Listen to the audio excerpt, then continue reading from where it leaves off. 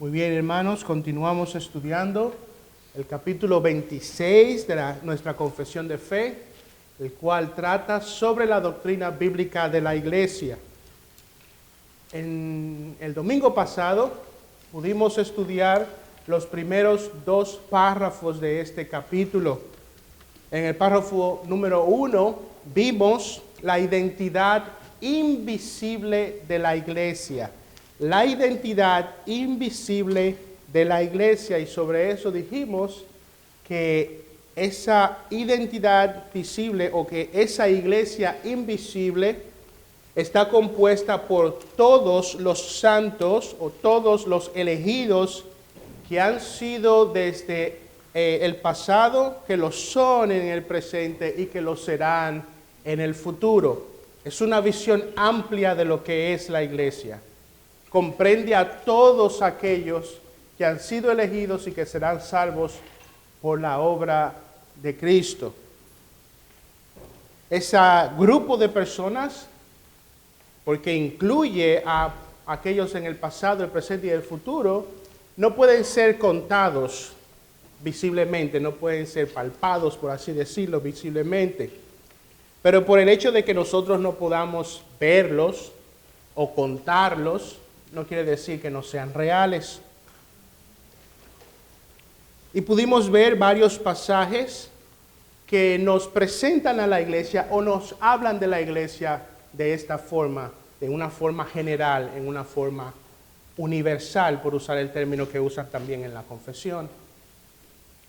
Luego pudimos ver en el párrafo 2 la identidad visible de la iglesia.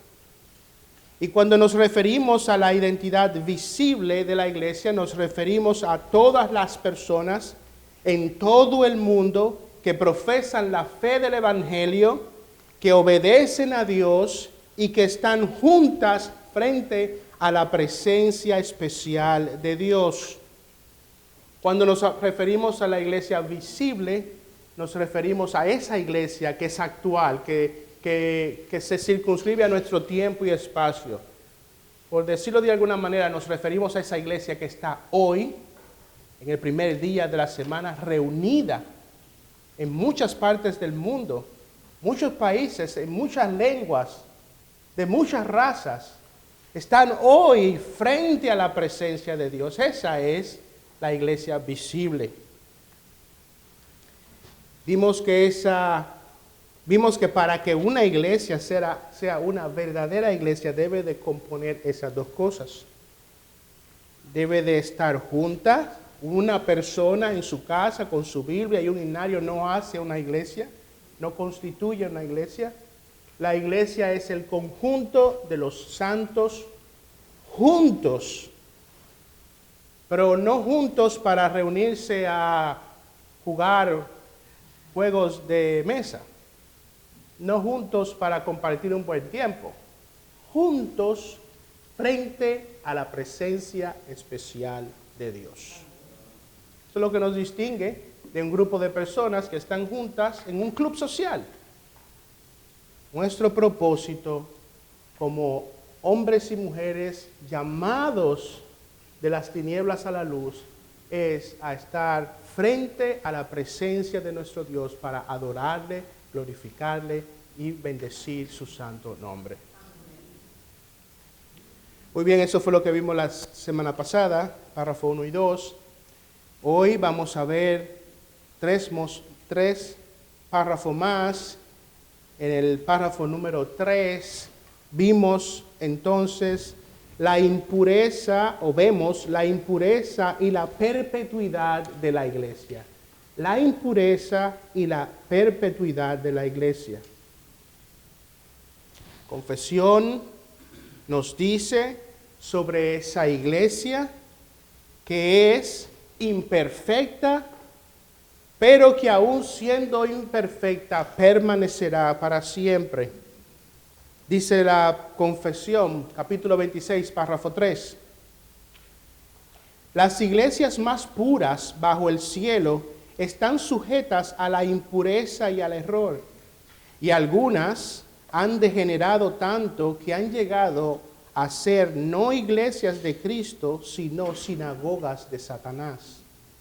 Sin embargo, Cristo siempre ha tenido y siempre tendrá un reino en este mundo hasta el fin del mismo, compuesto de aquellos que creen en Él y profesan su nombre.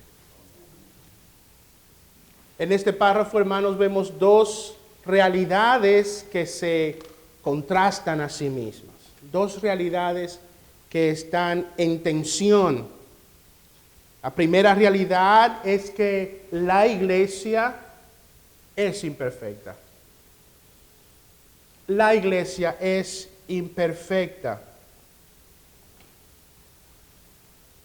Los escritores de la confesión hablan de la impureza de la iglesia.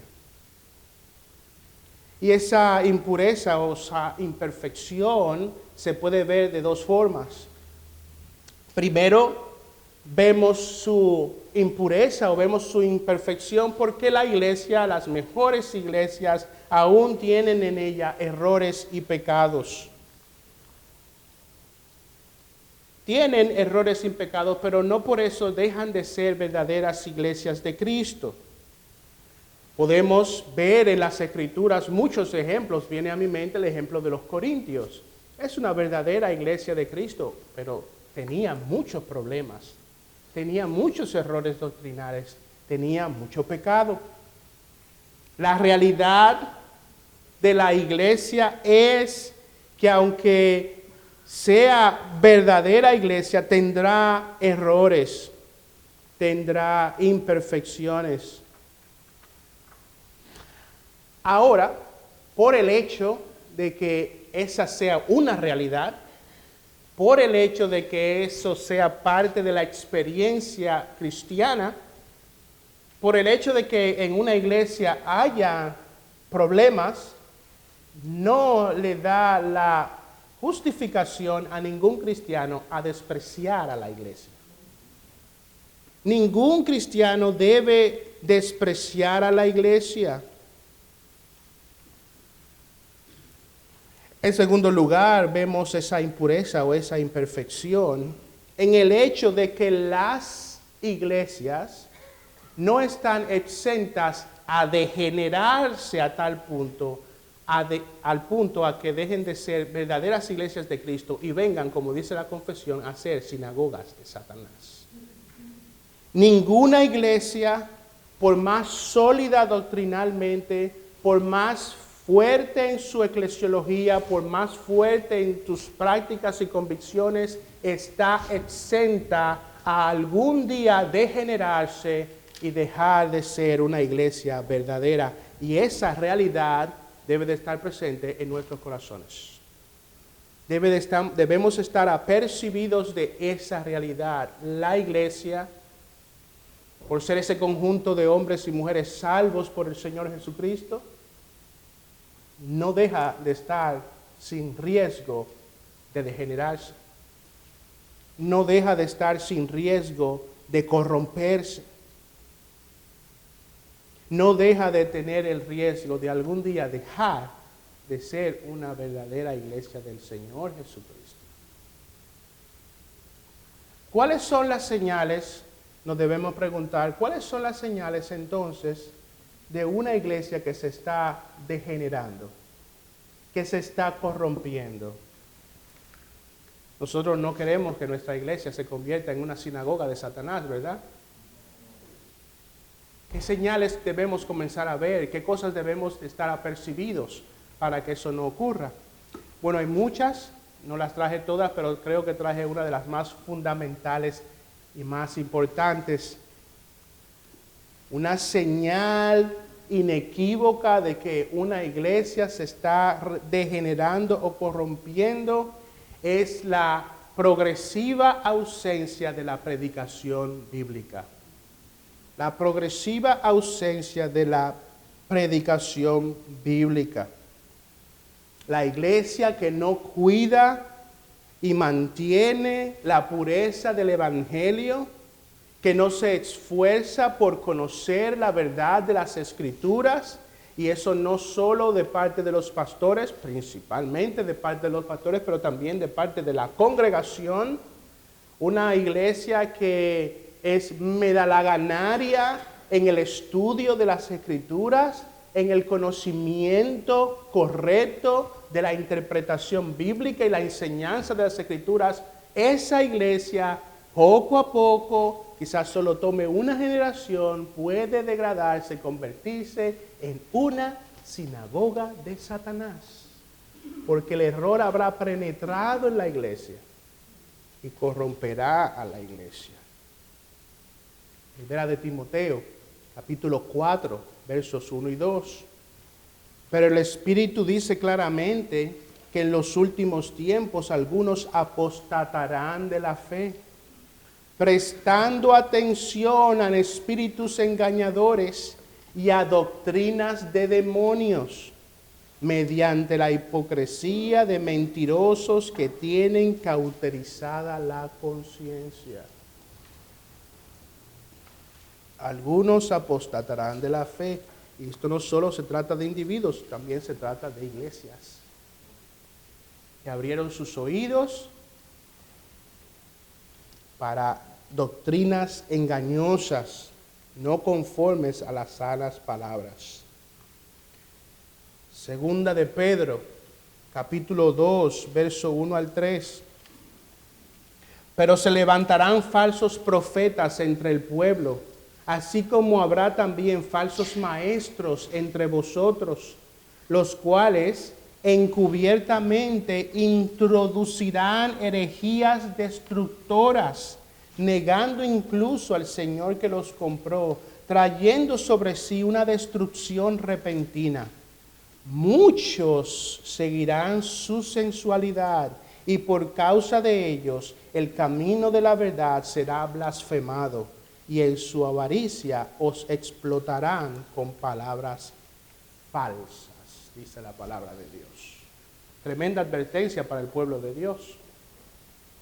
Es parte de la responsabilidad vuestra como miembros de la iglesia salvaguardar, velar, cuidar que en este púlpito no se pare nadie que no enseñe la pura palabra de Dios. Porque la mejor iglesia puede degenerarse, la mejor iglesia puede corromperse. Bueno, los editores de la confesión nos presentan esta realidad doble, esta realidad en tensión. Es una iglesia imperfecta, es una iglesia impura. Pero por otro lado, vemos la gran esperanza y la gran realidad de que aún con sus debilidades, aún con sus errores, aún con sus riesgos, la iglesia de Cristo permanecerá hasta el fin de los tiempos. Amén. Mateo, capítulo 24, verso 14. Y este evangelio del reino se predicará en todo el mundo como testimonio a todas las naciones, y entonces vendrá el fin. El evangelio continuará proclamándose hasta la segunda venida del Señor Jesucristo. La iglesia no desaparecerá. Mateo capítulo 28, verso 20. Enseñándoles a guardar todo lo que os he mandado. Y he aquí, yo estoy con vosotros todos los días. Estoy con vosotros, estoy con la iglesia todos los días hasta el fin del mundo, dice el Señor. Sí, la iglesia tiene errores, la iglesia tiene imperfecciones, no hay tal cosa como iglesia perfecta. Si usted encuentra una iglesia perfecta, por favor, no vaya allá porque usted la va a dañar. No le haga eso a esa iglesia. Quédese aquí tranquilo. Si usted encuentra esa iglesia, no vaya, la va a dañar. Pero aún en medio de las debilidades, aún en medio de los riesgos, aún en medio de nuestras vulnerabilidades, Cristo ha prometido que cuando Él regrese encontrará a su iglesia. Muy bien. En el párrafo 4, los escritores de la confesión nos hablan de su autoridad o de su cabeza. Y este párrafo se divide en dos partes. En primer lugar, se nos presenta al verdadero rey y cabeza de la iglesia. Y en segundo lugar, se nos presenta al falso cabeza, a la falsa cabeza de la iglesia, quien es llamado aquí el anticristo. En primer lugar, se nos presenta allí la verdadera cabeza de la iglesia. Párrafo 4, capítulo 26, párrafo 4, dice así: la cabeza de la iglesia es el Señor Jesucristo, en quien, por el designio del Padre, todo el poder requerido para el llamamiento, el establecimiento, el orden o el gobierno de la iglesia está suprema y soberanamente investido. El Rey único y supremo de la iglesia es el Señor Jesucristo. Colosenses capítulo 1, versos 15 al 18. Vayan allá. Colosenses capítulo 1, versos 15 al 18.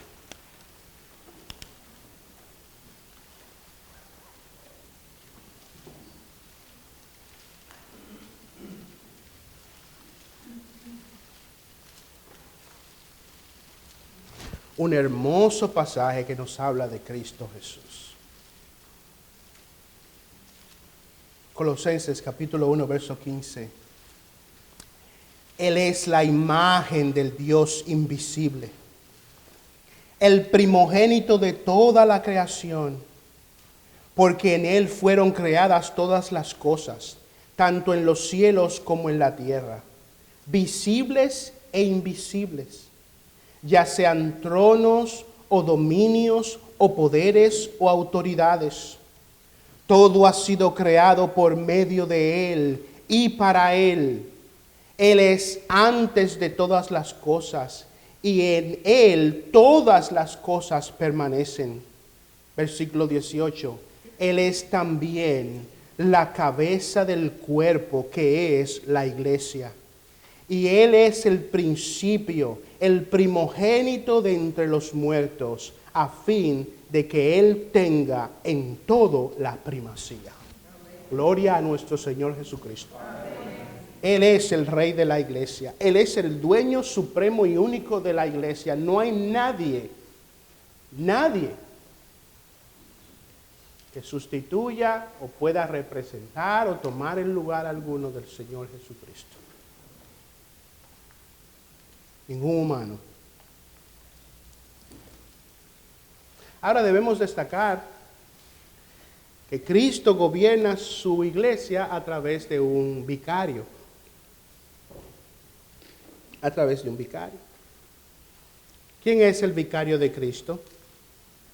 Esta palabra vicario es alguien, representa a alguien que tiene las veces, el poder y la facultad de otra persona y que toma su lugar en su ausencia. Representa a esa persona. ¿Quién es el vicario de Cristo en la iglesia? No es el Papa. Él se hace llamar vicario de Cristo, pero Él no es el vicario de Cristo. El representante de Cristo en su iglesia es el Espíritu Santo. El Espíritu Santo es aquel que fue enviado a la tierra y quien está en la tierra con la iglesia mientras Jesús está en el cielo. Y es el Espíritu de Cristo a través del cual Cristo gobierna a su iglesia. Juan capítulo 14, versos 16 al 18. Y yo rogaré al Padre, y Él os dará otro consolador para que esté con vosotros para siempre. Es decir, el Espíritu de verdad, a quien el mundo no puede recibir porque ni le ve ni le conoce, pero vosotros sí le conocéis porque mora con vosotros y está en vosotros. No os dejaré huérfanos, vendré a vosotros, dice el Señor. Ningún hombre puede afirmar ser el representante o el vicario de Cristo en la iglesia, porque hacer tal cosa es una blasfemia contra el Espíritu Santo. Llamar al Papa de Roma vicario de Cristo es una blasfemia contra el Espíritu Santo. Y ahora vamos a esa segunda parte de ese párrafo, el cual nos habla del falso líder de la iglesia. El falso líder de la iglesia es aquel que se llama a sí mismo vicario de Cristo, y nos referimos al Papa de Roma. Miren lo que dice el segundo párrafo, la segunda parte del párrafo 4 del capítulo 26 de nuestra confesión de fe. No puede el Papa de Roma ser cabeza de ella en ningún sentido, sino que él es aquel anticristo, aquel hombre de pecado e hijo de perdición que se ensalza en la iglesia contra Cristo y contra todo lo que se llama Dios, a quien el Señor destruirá con el resplandor de su venida. Los autores de la confesión aquí llegan al extremo, o van allá a ese extremo de llamar al Papa de Roma el anticristo, el hombre de pecado. Ese del cual se nos habla en varios lugares en las Escrituras. Ahora hay algo interesante que debemos destacar. Esta afirmación de que el Papa de Roma es el anticristo aparece en la confesión de fe original y en la declaración de Savoy, pero fue eliminada de la versión estadounidense de la confesión de fe de Westminster en el 1788. Inicialmente esa declaración continúa en nuestra confesión de fe, pero en la confesión de fe de Westminster y de Savoy, en la confesión de Westminster fue eliminada en el 1788. ¿Y eso qué nos quiere enseñar? ¿Qué nos dice? Bueno, eso nos dice que ha habido de parte de la iglesia un alejamiento gradual al identificar al Papa de Roma como el anticristo. El argumento que se utiliza es que los reformadores como Calvino y Lutero y los demás puritanos fueron hombres de su época, reaccionaron a su época y a la persona del Papa en su época, y por esa razón le llaman el anticristo. Ahora, la pregunta ¿es el Papa de Roma el anticristo? Nuestra confesión de fe le llama el anticristo. ¿Es el Papa de Roma el anticristo? ¿Es el cardenal Robert Francis o León XIV, es el actual Papa de Roma, el anticristo?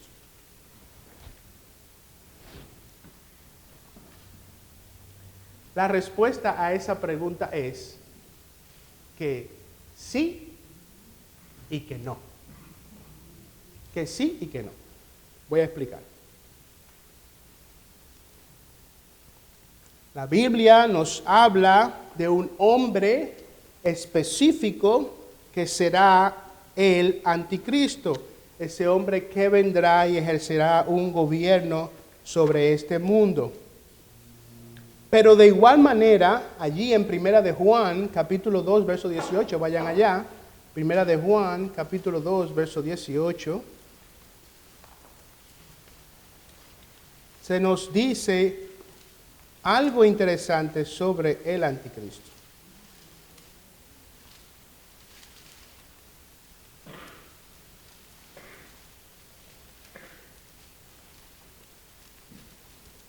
Sabremos que se ha dicho que vendrá una persona específica, real, concreta, que será el anticristo. Pero miren lo que se nos dice en 1 de Juan, capítulo 2, verso 18.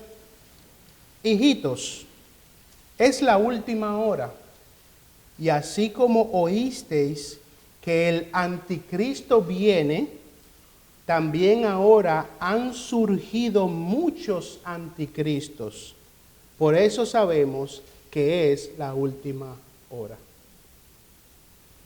Es el Papa de Roma, el cardenal Robert Francis, el anticristo, esa persona real, esa figura específica anunciada como el anticristo. Bueno,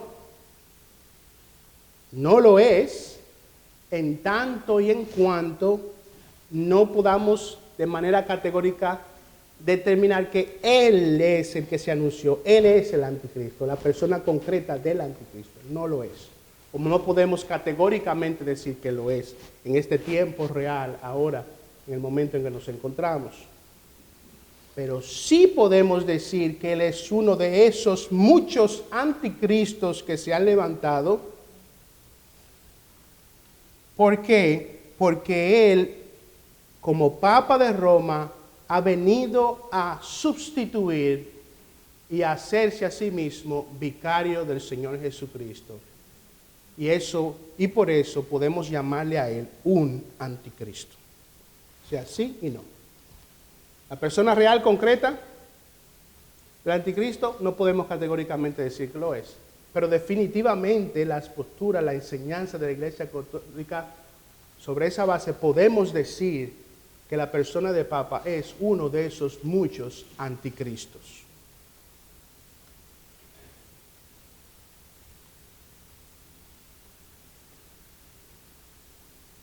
¿Qué dice la Iglesia Católica Romana sobre la figura del Papa? ¿Qué dice en su catecismo, en su enseñanza específica sobre la figura del Papa? Y voy a citar directamente de la página del Vaticano, ellos tienen allí su catecismo. Miren lo que dice la Iglesia Católica Romana sobre la figura del Papa. Artículo 882. El sumo pontífice, obispo de Roma y sucesor de San Pedro, es el principio y fundamento perpetuo y visible de unidad, tanto de los obispos como de la muchedumbre de los fieles.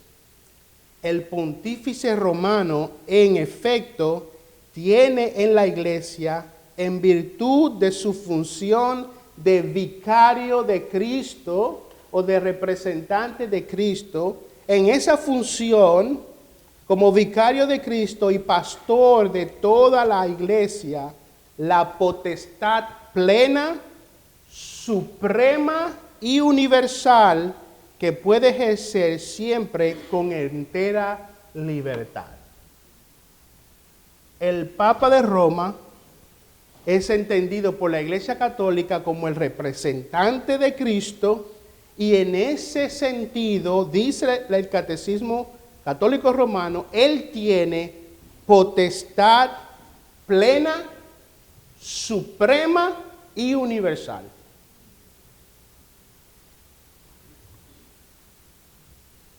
Artículo 891. El romano pontífice, cabeza del colegio episcopal, goza de esta infalibilidad.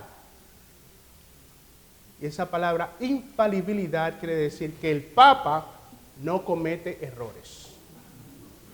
Es infalible. Tiene autoridad suprema y universal, y su autoridad es infalible. Vaya al artículo 891, al catecismo, para que lo lea usted mismo. No vaya para allá, no pierda su tiempo. Hay muchos libros cristianos que usted tiene que leer.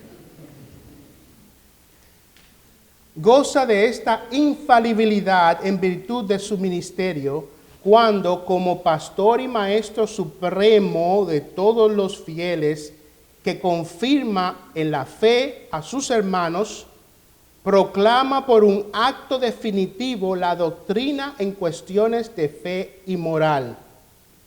Yo quiero que ustedes entiendan lo que ellos están diciendo aquí. El Papa tiene potestad suprema y universal, y esa potestad es infalible.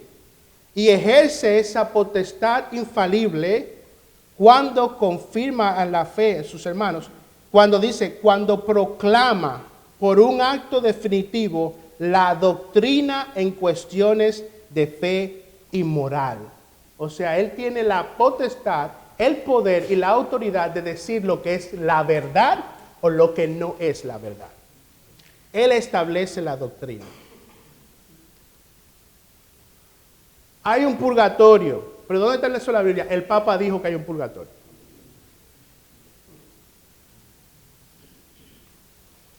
La infalibilidad prometida a la Iglesia reside también en el cuerpo episcopal, cuando ejerce el magisterio supremo con el sucesor de Pedro. Dígase que ese cuerpo episcopal, ese conjunto de todos los obispos del mundo, cuando todos ellos se reúnen para establecer en algún concilio lo que va a ser la enseñanza de la Iglesia Católica, ese cuerpo episcopal unido con el Papa viene y otorga a ese cuerpo episcopal infalibilidad, suprema infalibilidad.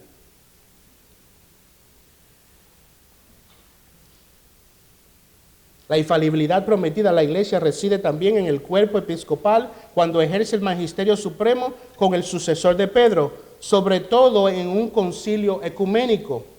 Ese concilio ecuménico es cuando se reúnen para determinar lo que es la doctrina. Sobre todo en un concilio ecuménico.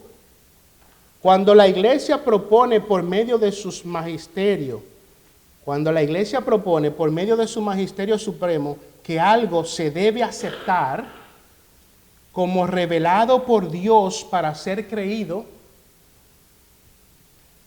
cuando la Iglesia propone por medio de su magisterio supremo que algo se debe aceptar como revelado por Dios para ser creído y como enseñanza de Cristo, hay que aceptar sus definiciones con la obediencia de la fe.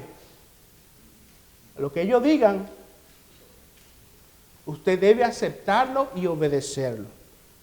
Esta infalibilidad abarca todo el depósito de la revelación divina, dice la Iglesia Católica. ¿No es este acaso un anticristo? Uno que ha sustituido al Señor Jesucristo. Solo el Señor Jesucristo, solo las palabras de Cristo tienen la autoridad de decir lo que es la verdad. Lo que es la verdad. Nada se le puede añadir, nada se le puede quitar a las palabras de Dios contenidas en este santo libro. Ningún hombre tiene esa autoridad. Ningún hombre tiene esa autoridad. Y nosotros tenemos que tener cuidado, hermanos. Porque hoy hay un espíritu ecuménico donde hay muchos llamados cristianos que comienzan a decir que los católicos son nuestros hermanos. No son nuestros hermanos. La Iglesia Católica no es otra iglesia de Cristo. Es una falsa iglesia y su líder es un anticristo. Y tenemos que cuidarnos de ese espíritu de nuestros días. Da vergüenza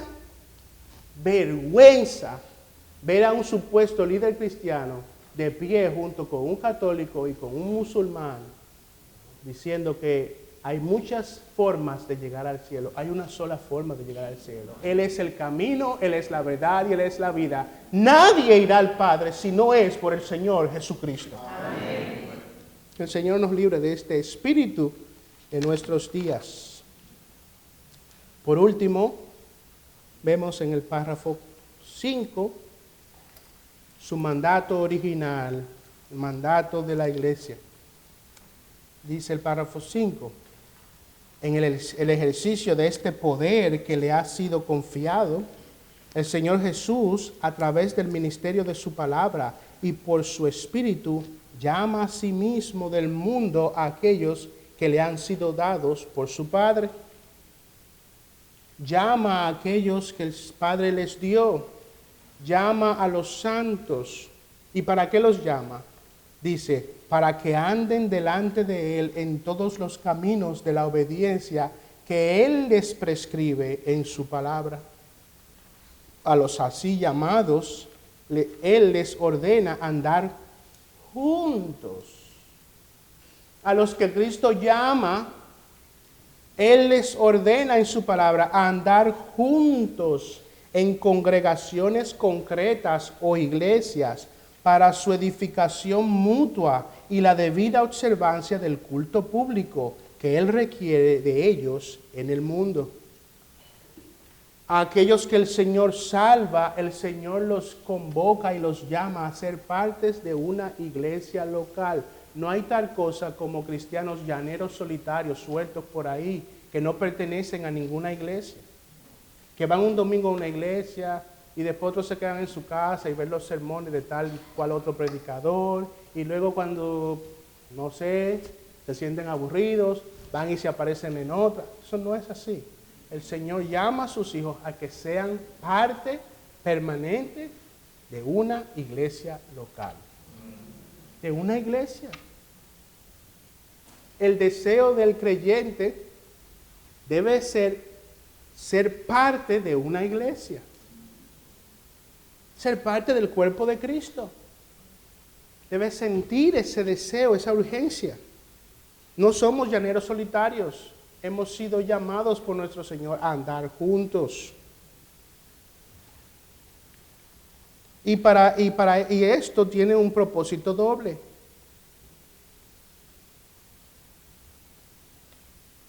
Se nos dan dos razones aquí. Hay una razón horizontal, y esa razón horizontal tiene que ver con la edificación mutua. Existimos en un cuerpo, somos parte de una iglesia local para edificarnos los unos a los otros, para amarnos los unos a los otros, para hacernos bien los unos a los otros, para que en la medida de nuestra comunión cada vez vayamos creciendo juntos a la imagen del Señor Jesucristo, para que juntos vengamos a escuchar la palabra de Dios, para que juntos vengamos a adorar su nombre, para hacernos bien. Pero hay un supremo llamamiento de ese llamado de estar juntos como iglesia, y es para la gloria del Señor Jesucristo. Amén. Es para que le traigamos culto a Él, es para que lo adoremos a Él. Tú en tu casa con un himnario y una iglesia y una Biblia no constituyes iglesia, y tú has sido convocado por el Señor para que te hagas parte de una iglesia local en la cual tú puedas crecer a su imagen y vengas a adorar al Señor. Hermanos, tenemos que cuestionarnos. Tenemos que cuestionarnos. ¿Qué lugar tiene la iglesia en mi vida? ¿Es la iglesia un accesorio para ti? Eso es algo de segunda categoría. Es algo de poca importancia.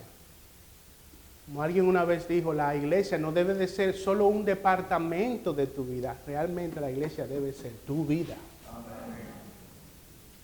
Porque el Señor Jesucristo murió por su iglesia. Te llamó de las tinieblas a la luz para que seas parte de una iglesia.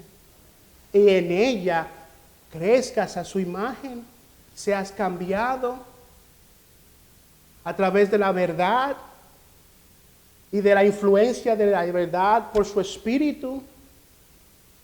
¿En qué lugar está la iglesia en tu vida, hermano? ¿En qué lugar está la iglesia en tu vida? El Señor nos ayude a que no sea un asunto periferal, que sea un asunto central para nosotros. Vamos a orar.